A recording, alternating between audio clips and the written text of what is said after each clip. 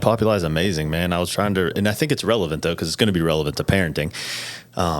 One of my buddies talked me into starting a podcast, and I was just like, all right, let me do it. And I bought all this stuff and tried all these things and was recording it this way and that way. And every episode there was something. Then I would try and record locally with friends of mine, and then it would screw up. And I lost, I think, 5 hours of audio, along with like ones where I had people on and it didn't work. And it was just like, oh my God, it was.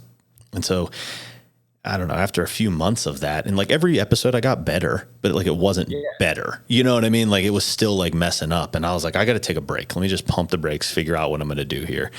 And I was like, okay, I got everything. I did the research. I was like, this is how it's done. These are the right pieces of equipment. Everything's hooked up right. It's good.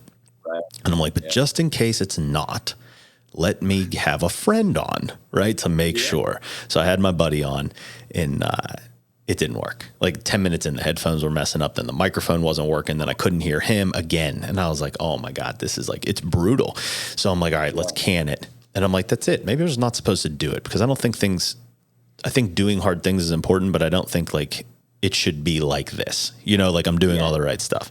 So I'm like, that's it. I'm done. Like I completely surrendered to this. Like it's my new thing. I'm like trying to really surrender to a bunch of stuff, like, and not freak out. And I'm like, I surrender. I get a phone call from a guy I met that morning at Capital One Cafe. And he's like, yo, there's this podcast place. I think I'm going to join it. You should come with me this afternoon. They're having like this event. And now here I am. But I left all those episodes up because I was like, you know, this is what it is. You put the work in and eventually you get there. Like, don't be on the Ways and Means committee. Just continue to do the thing, do the work, do it the right way. And I left them up because I want people to see how shitty they were 10 episodes ago. Yeah. But I did them anyways. But that's how kids do it. Like, you don't learn to play the piano. Like, Sloan didn't become a good drawer because she like came out of the womb like Picasso. Right. You know? Like, you weren't a good dad day one. What'd you say? Right. I said we think we're supposed to too. Like even my kids, they'll be doing stuff. And Wyatt is a perfectionist, which he gets that honest. I'm the same way. Yeah. And that is actually something where I'm like, just jump in, just start doing it, because I'll think myself right out of it. And I don't think myself out of it in a way where I think myself where I'm like, no, I'm just not going to do it. I'll be like, well, I got to do this first. And then I got to do this first. Well, no, now that I'm trying this, I got to do this over here. And I'll literally work my way out of just spinning around and never do it. And Wyatt's the same way. And he's a perfectionist. So like he starts drawing and he'll be like, it's so messed up. And he's like, and I'm like, dude, that looks great. What are you talking about? Right. You know, just.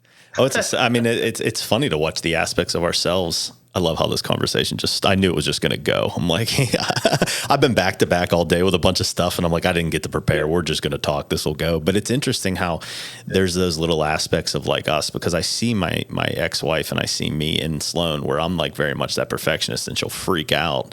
But then the next time she'll do something, it'll be the complete opposite response. It's just like very flowing and free and just is what it is. And I'm like, you get that from your mom.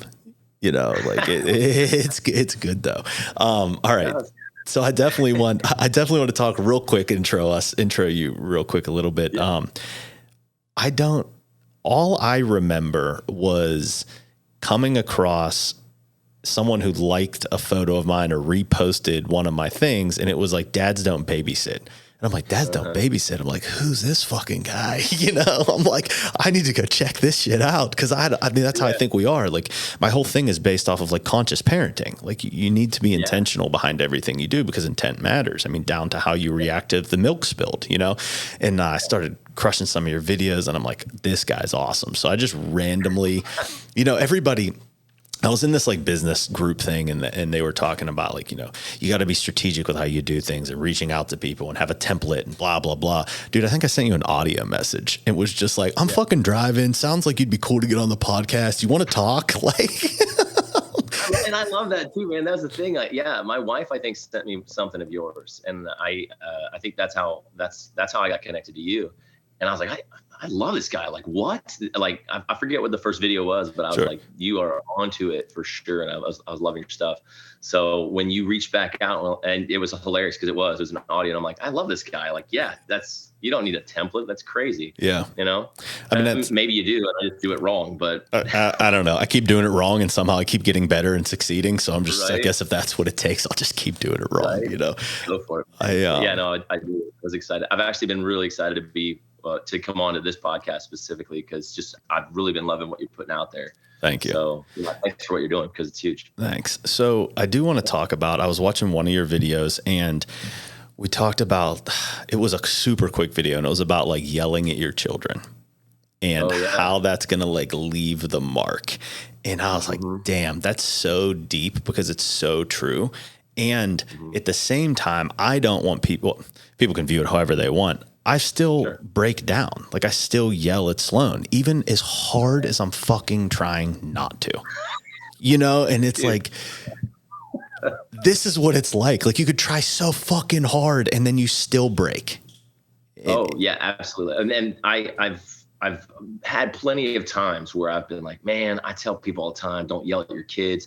That doesn't mean I don't. That doesn't mean I don't hit that point. I'm like a high strung dude. Like I'm passionate. And it's funny because my oldest daughter, she'll be like, well, I'm like you. I'm passionate. I'm not yelling. I'm like, yeah, but your tone is horrible right now. Like, you're really bad. But so like, yeah, I have plenty of those times where it's like audio overload. Everybody's talking and they need to be doing something else and we're not focused. And I'm like, yo. Yeah. But so yeah, dude, I mean, that's the thing is it's always, I think the biggest thing for us as dads when it comes down to that, at least what I've learned is, man, I'm going to screw up. I need them to know that I'm not perfect. So they're going to see me screw up, but they just need to see me apologize. That's it. And I think that's a massive move for specifically dads, just because I don't know. I feel like when I look back, I remember in college being like, yeah, I don't think my dad like does anything wrong. Like that's where my head was. And he knows everything.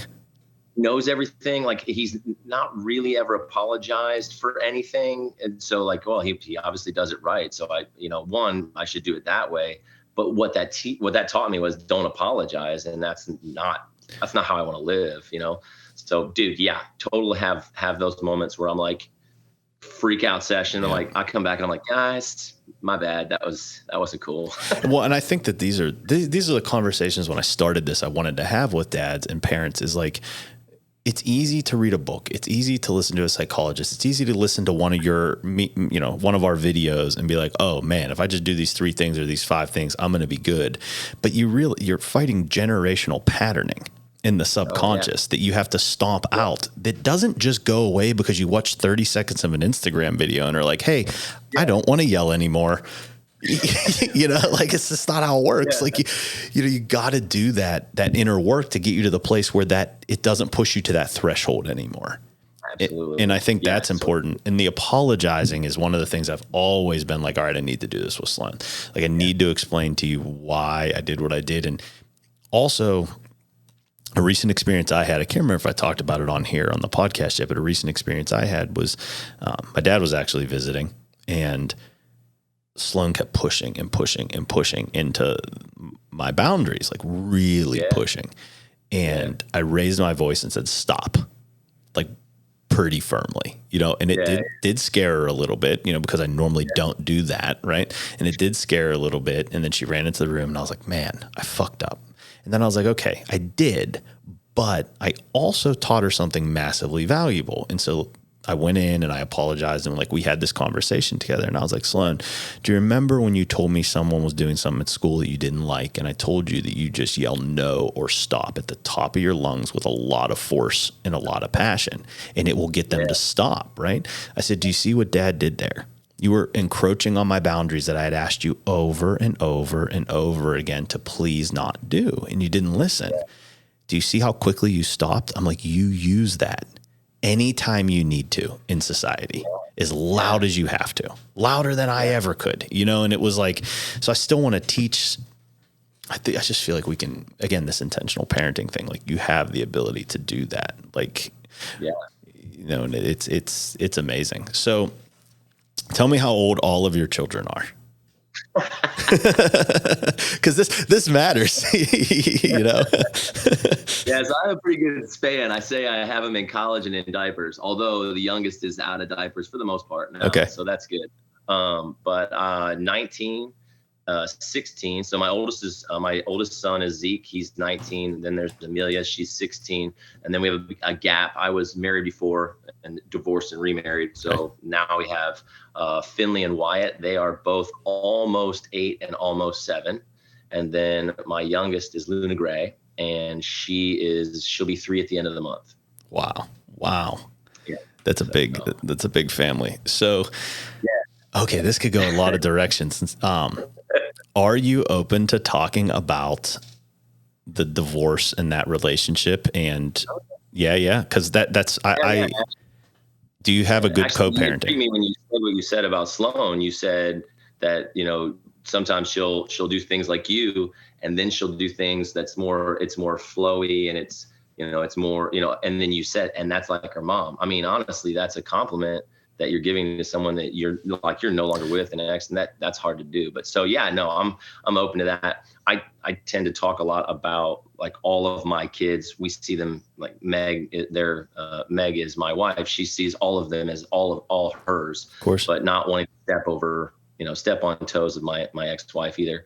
But yeah, no, totally. I'm an open book, man. Yeah, I am too. So that's good. I think I want to talk about that, and because we're going to do a bunch of these, but let's start kind of at that beginning. Like, you have kids, divorce kind of happens. Like, lead me into like that. Like, where did we go? Because, I take massive ownership for my divorce. Even though there was extenuating circumstances, I think that once I started doing that personal work, I'm like, well, I probably wasn't the best person to be around. I was pretty lost. I kind of really didn't have any direction in life. I wasn't the powerhouse I am now. Like, that's kind of unattractive. I wouldn't have wanted to have sex with me either, but that sucks to say. But when you realize it, you're like, oh, fuck. And then you get to change. Yeah, absolutely. Yeah. And for me, I look at it and go, it had to happen the way it happened, because I wouldn't have Zeke and Amelia if it didn't happen that way, right? So great. I'm grateful for that. I mean, and there are plenty of times. I mean, our relationship with my ex ebbs and flows. There are moments where there have been really frustrating points, and there have been moments that are. I mean, we do like a Christmas Eve party, and for the most part, she's invited because. Why not? Like we kind of got to the point where when everything calmed down, we were at a point where we were like, you know what? We want to be the ones where our kids are weird, to where like kids are like, how are your parents not together and in the same room right now? And I mean, we've seen that happen where they're like, I wish my dad and mom could have that have conversations or come to my birthday party and interact this way and me not be scared. And most of the time I'd say that with my ex-wife, the older two are not normal. Like, there's not a time where we all hang out that they're nervous that there's going to be some massive blowout.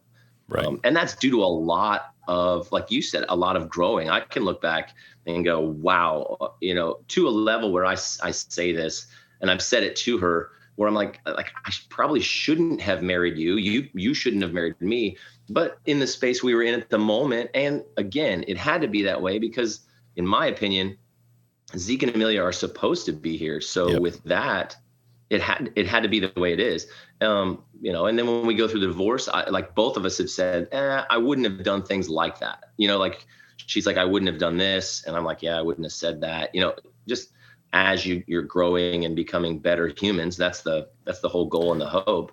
So as that's happening, I mean, we look back, we got a pretty okay relationship now. I mean, it's honestly a lot more cordial and nice and friendly than most, for sure. Yeah. So I don't mind that. I think it's super important. Did you do any specific work on yourself after the divorce? Like, were you at an all-time low, or were you like, thank fucking God, this is what I've wanted? Because they can be two different things, right? The guy can initiate it. The girl can initiate it. It can go bad. I was on the opposite end of the spectrum where I was like, my world's ending, and so where were you at when that happened? Because it's a low for a lot of people. So, I mean, this gets deep. Actually, I don't know if I've ever shared this part, but so and I'm not afraid to, but like, so I had an extramarital affair originally.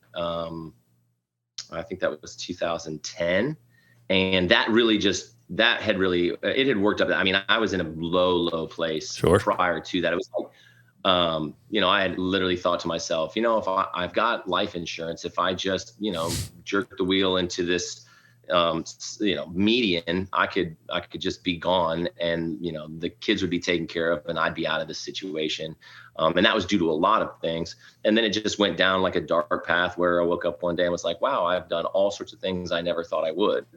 And so when all of that happened, we kind of tried to regroup, but there was no real regrouping there.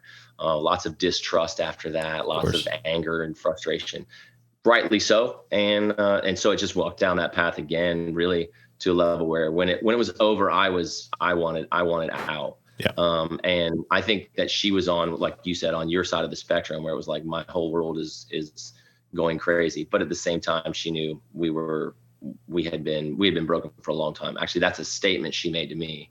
We've been broken for a long time. And so it's unfortunate it goes that way. But again, it had to go that way, in my opinion, because now I have family and Wyatt and Luna Gray, and I'm like, and again, you're supposed to be here. Yep. And so it could have been done differently, but it still would have had to come to this point, in my opinion.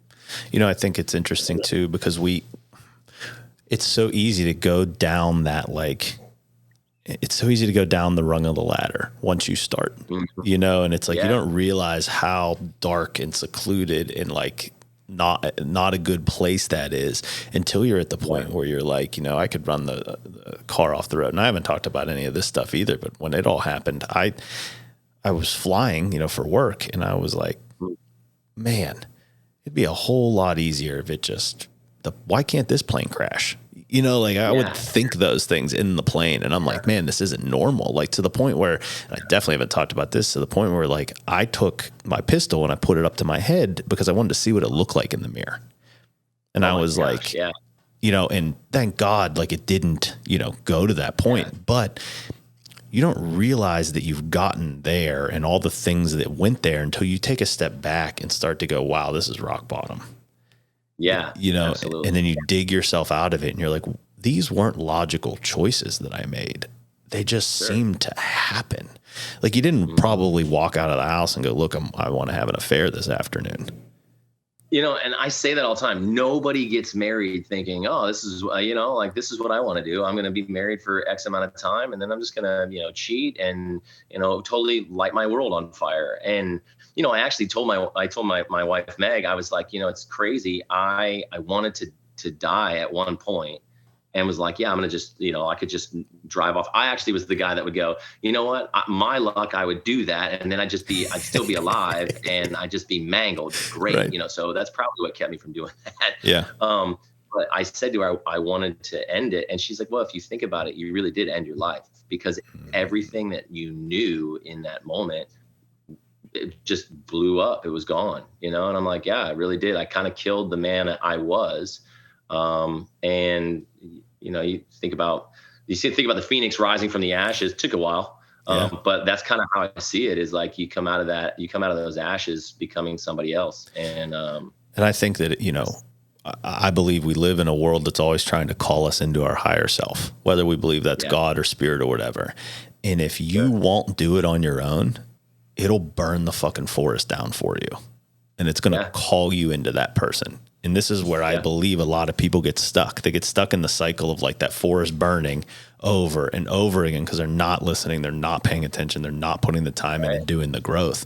And, I mean, it's going to happen if you don't listen, so I think that's fascinating. Did your, so divorced, and to me, I guess it sounds like I'm hearing a little bit of relief, because you're like, I fucked all this up. It's the end. It is what it is. And then how did you right the ship? Right. Cause I love a comeback story. It's like one of my favorite things about stories is man, and that's another thing about this podcast that I think so amazing is, I'm tooting my own horn here, I want to interview people like this, because one of my favorite interviews is a kid who one of my friends, he just graduated undergrad. His girlfriend has a 4-year-old, and they're having a baby. And I'm like, that's a real life fucking situation. Not everybody's sitting on $10 million and has nannies. You know, like, let's talk about the real shit. Like, your story's real. And like, so how did you start to like build the comeback story? Yeah. So the number one thing is, okay, so I come from, like, my dad was a pastor. So I come from like steeped in the church. I mean, when the doors were open and even when the doors were closed, I was probably at church. You know what I mean? Like, I come from that world. And so, so it's like, well, you definitely, like, having an affair or having sex outside of marriage at all. Like, even when, like, I remember being afraid of going to hell. Sure. That if you had sex, you know, like, it's like, I think about that, I'm like, man, that's like, so much damage happens in that situation because of how you're afraid of this God gonna just light you on fire for eternity. And I remember that. And so, like, going to college, went to a Christian school, like, all of the things, like, when my ex-wife and I had sex before we got married. And when I told one of my mentors, he's like, well, you need to marry her. And it's like that kind of thing. And I'm like, how much pressure are you putting on an 18-year-old kid? Like, oh yeah, now you need to get married, that kind of thing. This is an hour-long conversation in itself. You know, right? Yeah, like, unpack that, you know. But one of the things is that when that was going on, everyone says to you, well, what about your kids? What about your kids? What about your kids? And the number one thing I kept coming back to is, like, you know, what's crazy is, no matter what I do, I still care about my kids more than those people do. They just say that because they're trying to get you to not do what they don't want you to do. Yeah. And the truth is, I was dying inside just as much as, like, I wanted to hurt myself. So my kids need to see me become the best version of me. They needed to see dad be the man he's supposed to be. If you stay in a marriage, and this is so anti-church conversation, but if you stay in a marriage that you hate, and you know, like, there's nothing going on, and there's lots of all of it is imploding. If you stay for the kids, they see that, and they see you're teaching them to do the same thing. Yes. And literally that was the thing. It was, we can't stay in this, because I am literally teaching my children to settle for a life that they hate. Mm-hmm. And so from there, the building comes out of, like, I'm going to build the life that I want to live, like, from now until I'm gone. And my hope is to live that out in front of my children. And I say it like, if our ceiling is their floor, then I'm going to make that ceiling as tall as I can get it. Fuck yes. And it's because I want to become everything I'm supposed to be and live that out in front of my kids, because they may not do anything I say, but they are sure as shit going to do exactly what I do, unless they, like, change and make a different decision. Their default is to do what dad did. So I better make it be the best example ever. You know, that's one of the best pieces, two things there that are amazing. It's to show how much they do they just watch you, is the lady, my assistant, Angelica, she's unbelievable, and she'll, like, edit some of my videos. Then I have, like, a video guy, right? And it's the first time Angelica saw me. I was teaching a seminar, but I was, like, walking, and she messaged me and she's like, it's so trippy to watch you walk and then watch videos of your daughter, because I can see her mimic your strut. Like, she's like, yeah, I'm fucking here. You know, like, it's like, even that, dude, like, everything we do, they pay attention to. And so, I mean, it's just that, if you can't do it for yourself, do it for your kids, you know, and to pick it back up like that. And I can't remember the other thing I was going to tell you, but it was along those same lines of just, you know, that was it. One of my best friends, as soon as Sloan was born, told me, he was like, she's going to compare every man she dates for the rest of her life to you.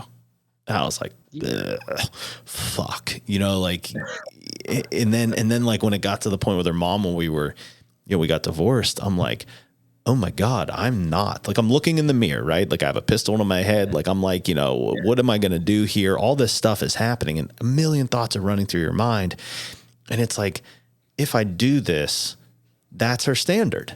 That's the out, that she just out. And I'm like, no, she gets to watch dad build this fucking thing again, you know, and do it the right way, because maybe I didn't love her mom the right way before. Maybe I didn't do things the right way before, but even in divorce, I can show her how to love somebody. Even in divorce, I can show her how to respect somebody.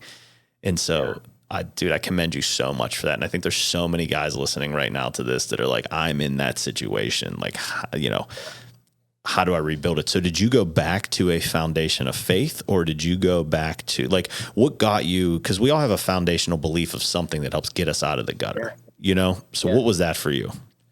Yeah. So there's a scripture passage that says, like, train a child up in the way he should go, and when he's old, he'll never leave. He'll never like flee from it. Right. It's from the wisdom books, Proverbs, but the concept there is, for me, is I actually found that, like, I use God. So I mean, Sure. I can say universal, but like, in that sense, when I think of it, it's so embedded into my subconscious that it's God, that's what I use. But I found God outside of the church, because from that moment, I mean, I had followed in my father's footsteps. I was a pastor. The church like kicked me out, basically left us out in the cold, had this whole like restoration group of guys. There were 3 guys that were supposed to like restore me to like become a pastor again. And that was a joke. And the thing for me was, as I stepped outside of the church, like, I started to, like, because I had grown up in it, God and the church were the same. So when I was out, it just felt like God had abandoned me. When the truth was, the humans in the church had abandoned me, and I had abandoned them as well. Like, it wasn't just them. Well, it's never one-sided. Yeah, it's never one-sided. But God had never done that. And what I got to see, and what I've gotten to come to, is I found God outside of the church, so much so that it'll make me cry. Like, it's so funny, because I found the father I want to be is the God that I found outside the church. It's that, like I want you to become the best thing ever. Like, all the thing, like, I just found this God. It's like, I don't want to send you to hell. I want you to, I made you to do these things because I put all these gifts in you. I put all this stuff in you. I just want you to make the world a better place. And these are the things you can do to do that. And so from a dad standpoint, like, when I look at my kids, I'll be like, I get it. Cause, like, like, I think about how, like touch my kids, hurt my kids, I'm coming for you. And course. Everyone connected to you, like that protector side of things. But the other side of that is man, I just want to, I'll look at Wyatt and I'll be like, man, I can't wait to see what you do. I don't really care what that is, but I can't wait to see it. And I just want to see it just go for whatever it is. Like, you want to be a chef, man, I hope you're like baller status chef with like all these great, wonderful things. And you're so creative and people love your food, because if you're made to do that, you're going to make the world a better place. And that is, it's beautiful. So I would say I came back to a place of faith, but there's a girl at my gym who's constantly inviting me to church. And it's so funny, because she's like, you need to be there and that kind of stuff. She's a sweetheart. She's like a little sister. But it's funny, because when I think about going to a church, it's like I became uncaged. So if I were to walk into a church and go back into that style of mindset, it's like trying to get me to walk back into a cage and lock the door behind me, because of just finding God way outside of the box that I had grown up in. Yeah, for sure. I think it's fascinating. One of my buddies, because I love having the conversations about God and religion, and I, not even religion, but God, right? And like, because I always want to push my boundaries in it. I grew up in the church. I had all these things. I had all these questions. I was thrown out every Sunday because the pastor couldn't answer my, all the things, right? Like the stuff. And but it never made me like lose faith in this spirit or this God or this thing, this intelligence, this whatever it was. I'm like, there's something, and so I'm always questioning. So I just visited one of my buddies this weekend, and we talked for probably 2 hours about this stuff. And I'm like, I just, that's how I feel. And one of my other buddies, I was in the process of questioning again, because I love questioning. I'm like, well, where do you find God? Like, about 10 years ago, I'm like, where, you don't go to church, but you're pretty spiritual and like you're calm in the way you live life, but you're also masculine and you run your household. Like, how did you, I kind of want some of that, man. Where'd you get it? And he was like, I found God in nature. He's like, I don't go to church. And I was like, whoa, you're allowed to do that? Right? Like, I feel like I have all these moments in my life where it's like, oh, you're allowed to do that. And so then it just opened up this new perspective of like, whoa, I can find this thing of beauty anywhere, and it can guide me in a million different ways. And it doesn't have to be showing up and listening to somebody talk to me on Sunday. Right? Because if what we read is true, it's in me and present in me all the time. I am it. And so how do I get more in touch with that? and awakening that. And I think so to me, it's just fascinating that you were able to, because there's still that root there for you of like, God's here. I'm just not going back into the cage, and I think that's the way, I do struggle sometimes with, I'm not raising Sloan in the church.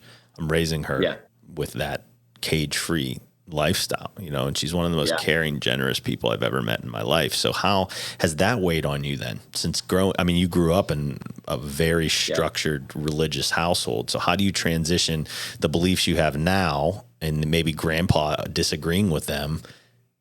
And how do you navigate that with your children? I get to learn so much when I do this. It's like my favorite thing to do. Man. I'm like, tell me the answer so I know what to do when I go home. Right? That's so funny.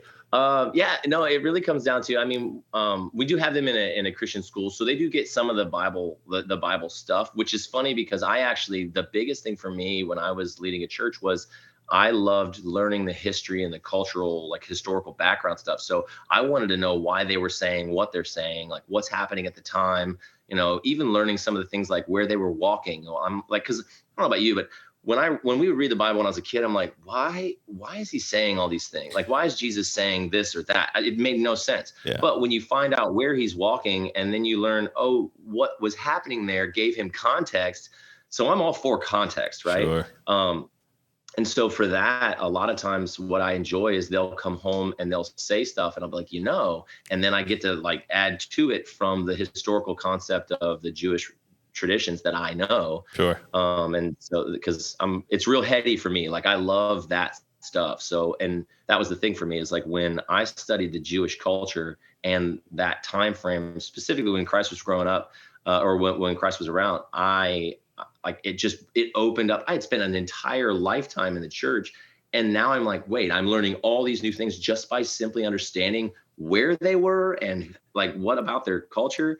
And then it made me want to learn the Old Testament. So I fell in love with the Hebrew scriptures even more because then I was finding out when he would reference things that you might not catch just because we're reading it in English. Right.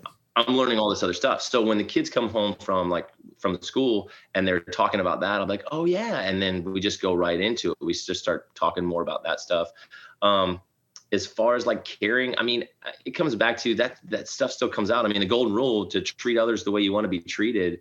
That comes straight out of the Bible as well. Right. And that just feels like a normal thing. I say it like this. I'll tell them, do you want to live in a world where people just come up and take things from you like that, where they can just take your stuff? And they're like, no. And I'm like, then don't create that world. Don't be the person who creates that, because just as much as I can say, karma is reaping and sowing. So the way I learned it was reaping and sowing, but karma is the exact same thing, right? Yep. So the principles overlay in everything. Yes. Yeah, exactly. So in that instant, I'm able to look at them and go, we treat people the way we want to be treated because we want to create a world where people interact like this, No. And so, it comes out in everything I do because it's so embedded in me. The church part of it is not something. It's funny because we'll be like, should we go to church? I'm like, or we could have mimosas. I'm just saying, I'm coming over for church. I'm coming over. Right? Exactly. Exactly. Yeah. I'd be the guy that would have church and we'd have beers. That's for sure. You would have a packed house every Sunday, right? It'd be the most real thing. Like, and that's, again, it comes back to like why the intent behind why we do everything is you want real conversations. You want real things. You want to be able to be challenged. You want to grow. And then, your kids see that. Okay. So this is another one that I'm going to have you answer for me because I haven't had to cross this bridge yet is, sure. I don't lie to my daughter. I tell her the truth about everything. Yeah. Even if it's uncomfortable, I tell her the truth about it. There is going to come a day where she asked why mom and dad aren't together anymore. How did you navigate that? And do they know why? And what did that do? Right. Because you were obviously going to teach your, Wyatt and your other kids, like, hey, don't cheat on your wife. Right. Don't have an affair. And you're going to teach your daughter, like, listen, if you're dating a guy and he has an affair with you, you're fucking out. Yeah. So how do you navigate that? Like, how did you navigate that? Yeah. Well, it comes back to just being, like you said, you're honest. You just talk about all the things, right? So we talked about all that. I mean, I literally walked him through. I'm like, look, at one point I wanted to kill myself and started going to counseling for that specifically because I wanted to, because I just didn't want to be, it was just going to be easier. Yeah. But at the same time, I didn't want to because I'm here and I obviously there's something for that. And when I would look at my kids or things like that, I'm like, well, like you said, if I do this, then that's the standard. For me, it was, well, what are they going to have if I do that? Like, because we as fathers play a massive role in their life, and the more I learn that, the more I want guys to know, like, don't off yourself, don't run away, like stay, because your kids are better off. Even if you think you suck as a dad, I think the best part is if you think you suck as a dad, you're probably farther along than you realize. Yeah. Because you're at least like evaluating it and going, man, I suck at this. Well, now you've pinpointed it. So now let's try and fix it. And so, so when it comes to that, it's the same thing. I was honest. I talked about, they know exactly what happened. Obviously I don't go into details about that stuff, but I'm like, yeah, I cheated on your mom. Yeah. I was in this place. She was in this place. Like, we were in a space where we were not vibing. Like, life was difficult, and that's what I did. And then I say, look, I'm not going to say that I did it. It's hard because I look at it and go, did I do it, quote unquote, societally wrong? Yes. But at the same time, decisions I made at the front end of this whole thing where probably should have not gotten married, but I did. Yep. And then we walked out. So, I'm looking at life more now as not a right and wrong, but like, here's path A and here's path B. And if I take path B, does that mean maybe path A falls away, but that's going to take me down this way? Now, in order to go back over and find some of the things I want that came from path A, I'm literally going to have to either go through a really heavy wooded place and like cut my own path and figure it out and leave all the stuff I know. And so for me, it's not a right, wrong. I chose this route. And when I realized I wanted to change, there was some backlash and some fallout from that.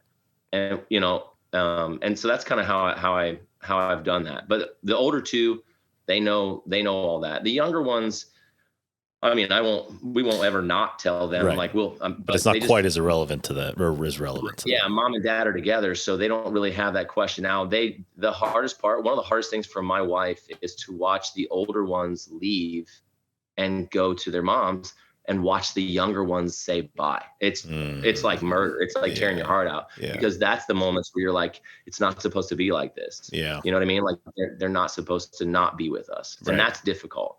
And so they have questions that way, and we answer them that way. Well, daddy was married before, and now, and they know Sonia. When they see her, they give her hugs, and she gets them birthday gifts. Like, we're weird.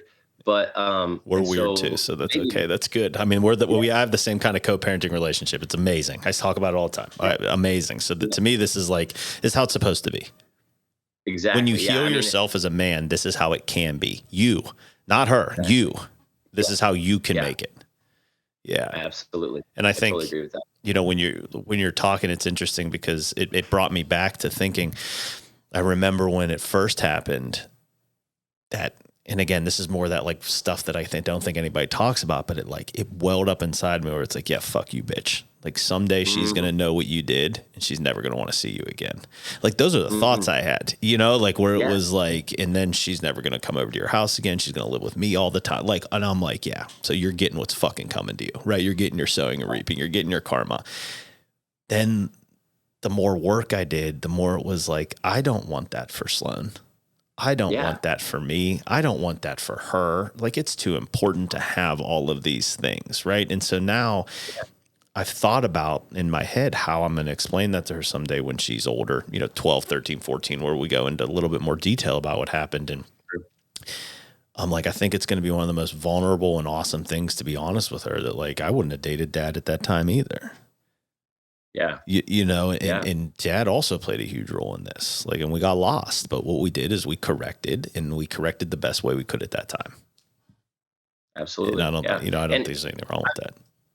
Yeah, no, I've actually said to my kids, the man that, like, I said this when Finley was born. Finley is the first, like the first of the younger group, right? So he's almost 8. But when he was born, I took Zeke and Amelia aside and I said, you need to know something.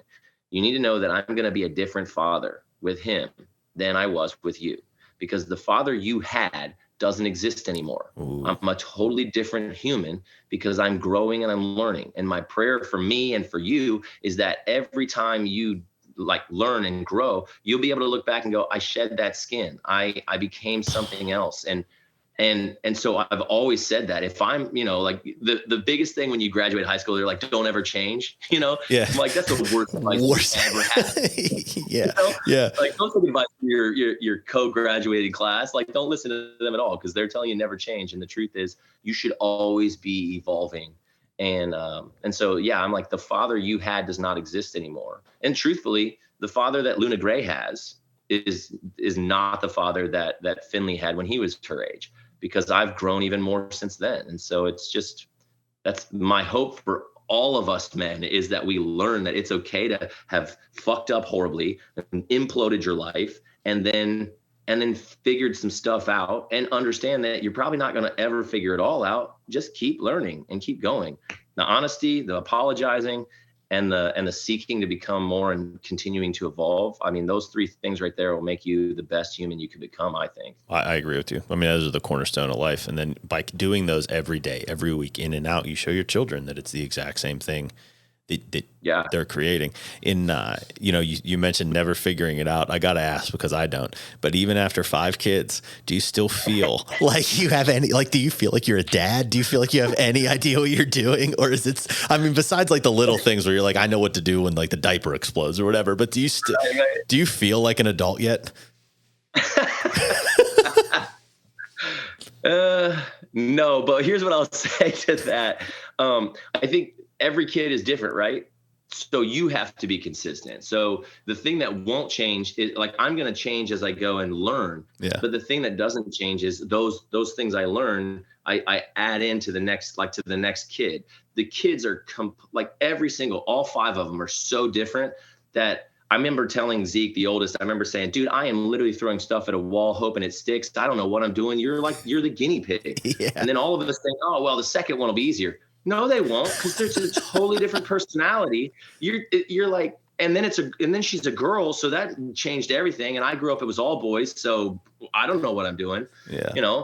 And just the more I get into it, the more I'm like, yeah, every single little human that you bring into the world is completely different than the last. So the one thing I can say is, as you grow and become more, like, I get to be that part that stays the same, or is consistent, at least in, all right, I'm going to not yell, or I'm going to work on that so that I do it less. And then every kid gets a dad who yells less, or I'm going to be more involved. And so when I'm like working and my kids are like, Dad, can you come do this? You know what? Yeah, I fucking can, because you know what? Work can wait, because you're important. And Zeke didn't get that. Yep. Zeke got a dad who was like, oh, you can't come with me because I've got to do X, Y, and Z, and I can't pay attention to you. Yep. And then Finley and Wyatt got a dad who's like, yeah, strap in, let's go. I'll carry you with me. I'll, like, wherever we're going, you're coming. I become more consistent in my fatherhood, and the kids get a better dad as a result. And even if they're so different. Yeah. I think too, you don't have to, again, for people, like, you don't have to fix it all at once. Like, so this just happened with me the other day. Last night, actually, Sloan was like, she hadn't seen me because I was out of town for work. So I was out of town for like 5 days, so then she was with me. I still had work I had to do. And normally what I'll do is I'll put her to bed and then I'll do some work. And she's like, Dad, can I stay up on the couch? And I'm like, yes, you can sleep on, or can I fall asleep on the couch while you're doing work? I'm like, sure. And then she's like, hey, could I maybe do a little puzzle while you're working? And I'm like, yeah, you can do a puzzle while I'm working. And then she's like, Dad, why don't you take a little break from work and do a little puzzle with me? And I'm like, okay. Yeah. And so each thing was like, yes, yes, yes. 3 months ago, I would have fought her, no, you don't get to sleep on the couch. And then 2 months, it would have been like, okay, you get to sleep on the couch, but you don't get to play with the board game or, the puzzle. Yeah. And then a month ago, and so each time, and now I'm not catching myself being like, no, no, no. Like I'm starting to just invert. Like I didn't even think twice about like, man, I really got to finish this email. It was just like, okay, I literally closed my computer and did the puzzle with her, and then she was like, I don't know, maybe I put 10 pieces in. She's like, she says, okay, Dad, that's enough. You can go back to work now, and I'm like, okay, cool. But it's like, I'm not trying to control the situation anymore. And so I used to get really hard on myself. So I think that's the communication here is I used to really get hard on myself when I'd be like, I know I want to be what I was last night, but the steps to get there, it was like, I fucked up. It's like, no. You're going to get there. Just keep understanding, like saying yes is okay to these little things like that, and so it's definitely that work in progress. And it's like, okay. And then I'm like this morning, I was like, now remember, you can't do that every night. I'm like, we gotta have some consistency here. But right. Yeah, absolutely. I love that. Yeah. I was the dad who said no to everything. Mm-hmm. And I try so hard now to say yes as much as possible. I mean, to a level where I'm like, yeah, you can jump off of that. Like I'm Same. like the more kids you have, the less you're worried about stuff. Your first kid, you're like, oh my gosh, they're so tiny. I have to take care of everything. And the fifth one, you're like, yeah, let her run around naked, jumping off of stuff. It's fine. She'll be fine. Yep. And so I find myself trying as best I can to say yes to everything that I possibly can. That way, no is not heard as much, but also it has more meaning. They're like, instead of it being like, Dad always says no to everything. Yep. They can be like, they'll be like, nah, Dad said no. He probably has a good reason. That's my hope, at least. Well, so I actually can testify to that. I noticed that last night when I did say, I'm done with my work. It's time for bed. There was, let's go. Like it was like, because, and I have noticed that change, just like what you're talking about. So this is going to be interesting. I'm going to find it interesting. So maybe nobody else will. But so you got Zeke and then Luna. So obviously you have other children in between there. So have you noticed the relationship change with how you've been different? Like, so let's say, Zeke's, 6. Do you notice the difference between like that relationship with like him and Wyatt, like when they were 7 and 6, like at that same age, because you're a different parent now? Does that question make sense? Absolutely. Yeah. Okay. It makes total sense. Like, when I look back at Zeke at 7, do I see my relationship and then see my relationship with like Finley at 7 and see how that is? It's totally different because I'm so different, like kids, oh gosh, like I call it like the subconscious window, like that from like being born to about 7 or 8, it's all just coming in, and all of a sudden their consciousness, they become aware, and you're not just dumping into the subconscious anymore, and a lot more of their personality comes out, stuff like that. So prior to that 7, 8-year-old space, I'm just thinking to myself now, specifically, I'm just thinking, how do I give this kid the most confidence and the most feeling of love and all? Like, so Luna has so much of that because that's all I do is she just needs to know this is her place. She is supposed to be like, I literally will take them and be like, I'm so glad you came to be with us. Like you're here with us, and I love it that you're here with us. Zeke didn't, unfortunately for him, like I like, it really does break my heart. He did not have that. It was, I always just thought, well, kids are a byproduct of being married. I'm obviously going to have kids. They'll be here, and I don't mean like we'll deal with them, but literally the guy that was around then was, we'll just deal with whatever when they get here. Yep. And so he would be like, Dad, he still had that same, Dad, you want to do this? Dad, you want to do that? Dad, can we go here? Will you help me do this? But he had the dad then that was like, no, I can't do that. No, I mean, Cats in the Cradle is that song is a real life, like that guy who, like, I forget who that is, but he wrote that either from the standpoint of the son or the father, because that is a total true story. And so like he and I were not as connected as I am with the youngers, simply because I wasn't willing when Zeke was that age to be engaged. And because I am more willing to be engaged now, I mean, it's a totally different relationship. and how I am with them. Like I yelled a lot more. I spanked back in the day when Zeke was little. Oh my gosh, like that breaks my heart. I can still see the last time I spanked him in my mind, and it just crushes my soul, dude. Same. Yeah, it's so same. Oh, it makes my stomach turn. Like even just thinking about it, like I could throw up. I remember too. Yeah. I remember the last time I spanked Sloan. Yeah. Yeah. His cry was a scream of "I hate you." Yeah. So much so that it punches me in the face anytime I think about it. And I mean, like Finn, Wyatt, Luna, they don't get that because I don't do it. And so like even that part of it, just that part of the relationship. I mean, for dads who want to, I mean, people can disagree with me on the spanking thing. I'm never going to go back. I've experienced it. And I had that, like that one is a real difficult one. I think specifically for dads, because like, you gotta like, they got a mind and they need to listen. And I'm like, yeah, I think we could probably do that a different way since we're already oversized compared to them. We're already like dominating from just a standpoint of how we look to them, I mean, like, go ahead. I was just going to say about all of that to say that me being so different, that relationship, there's a lot more. Zeke is still tentative in how he does things, more than likely because of how I was. Sure. And my younger kids will be less tentative because they don't have this like overarching fear of what's going to happen if I do it wrong. Yep. You said it about the spilled milk, like, I don't care. Oh, we spilled milk. No big deal. Yep. To me, it's such a testament to who you are that you changed that much for your children. Like, and you were like, look, this isn't working. I want to change. This isn't working. I want to change. And, man, it's just like that to me, that's like the most beautiful thing you can do. That's the biggest gift you can give your kids. And I agree with the spanking thing. I stopped. I don't agree with it.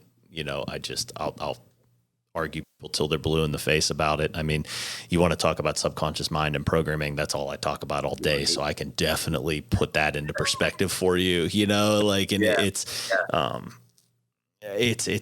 fascinating to think about that. But I think that all that work you put in is going to just reap so many dividends later in life for the kids. And that's like, it's amazing. And again, I love this because I had one of my good friends on, and she was an alcoholic, like full blown alcoholic, like woke up in the middle of the night, like with withdrawals, kind of an alcoholic, not just a little bit, right? Like had a bottle of vodka by her bed. Yeah. And for 15 years of her kid's life, that's what she was. And now they have the most beautiful relationship ever. Like, it's not too late. Like, you can still course correct. Like, there's things my daughter's 6. There's things I wish I did different. There's things I wish I did better, but I'm doing them now because it's better than just not doing them at all. Like, at least try. And which comes back to that same theme we've been talking about this whole time is like, commit to yourself to just be better. Yeah. And everything's going to enhance. Yeah. Yeah. I mean, I was able to apologize to Zeke. I mean, that was, even just last year, I'm like, sometimes I wonder why you even want to be around me. I was such a dick I was such a dick. That's so awful. And he's like, Dad, it was crazy. Like, to have him say this was like, whoa. I think that subconsciously there's still like stuff that he and I are going to have to work through for years. And that's okay. Sure. Because I'm here for it. But that's what I was just going to, that's the amazing part. You're there for it. Yeah. Yeah, exactly. But he was like, Dad, you didn't know any better. And I seriously stopped. I was like, the fact that you just said that is awesome. At 19? Yeah, at 19, I'm like, let me scoop my brain matter up. That was like, wow, it was impressive. Because, I mean, I say that about my parents. I'm like, they did what they could with what they knew and what they had. And had they known more and known better, they would have done better. Yep. So my encouragement to dad all the time is just do better, like learn more, become better. You'll do better. Promise. Of course. To me, what I hear you saying there is like a testament to love. Like when love's the undercurrent of everything, she was so not horrible to our kids. I mean, she still loved it, but that's the thing is like someone would look out and be like, wow, her relationship was so bad with her kids. They may look at yours and be like, man, you burned your whole life down and you threw it all away and all this stuff. But there was this undercurrent of love that only someone of your kin can still feel. And it brings them back over and over again, giving you these endless opportunities to like, I want you to show me that you love me, Dad. And yeah. You get to. Yeah, dude, it's beautiful. That's what it's all about. Yeah, I love it. All right, awesome. Well, let's end it there. We're going to do a bunch more of these. So no, I'm into that. this is good. So tell everybody where they can find you and reach out to you and all that kind of stuff, because I love your page. And also, Yeah. go ahead. Yeah. Yeah, I was just gonna say I'm at Dad's Don't Babysit. It's Dad's _ don't with no apostrophe, obviously. So Dad's _ don't _ babysit. And honestly, I got the site, so I'm working on some like exclusive content and things like that. Yes. So it'll be dadsdon'tbabysit.tv. It's not up yet, but it should be here in the next. I'd say within a month, I should have it going. All right, cool. Maybe by the time this is released, and we'll link it. Even if not after, we'll go back and link it in for you, because this is good, and we got to get you on a podcast too. All right, real quick, last thing you could tell a dad that's just wanting to make some kind of change. What's the one thing he can implement tonight that he can do? Implement tonight. Go apologize to your kids. Think of something you did and that you did and wasn't okay, and just go in and apologize to them. Say, I'm sorry. Ask for their forgiveness, and then love on them. I love it, man. This was awesome. One of my favorites so far. Thank you.